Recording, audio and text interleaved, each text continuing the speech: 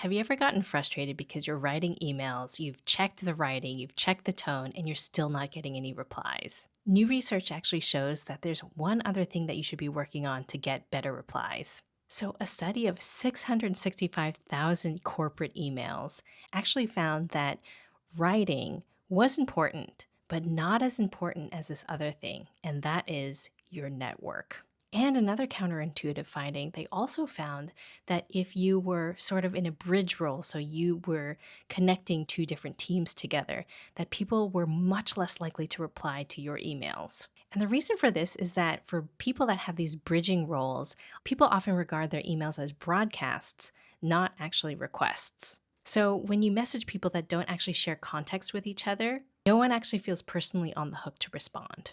It's not actually purposeful rudeness, it's actually more group dynamics at play. And unfortunately, just being efficient when your inbox is exploding with requests from all sorts of different people. There are actually two things that you can do. On the writing side, the cheapest fix is actually called style matching. So read the last message that somebody sent you and look at the tone that they're using, how concise they are. Do they start with a friendly greeting? And see if you can adjust your wording so that it's more familiar to how they typically communicate. Researchers found that these matching signals actually got more replies. And on the structural side, network position is reciprocal. So being active in replying to people's messages as well does give the signal that they should also respond to you. And instead of spreading yourself thin and trying to know everybody, invest in a group of stronger relationships with fewer people. So, for instance, a short email to somebody that you work with a lot or if you fostered a connection with will definitely get a reply over a super polished email to somebody that you talk to maybe once a quarter. So, definitely work on those relationships and especially work on the relationships that really matter to you.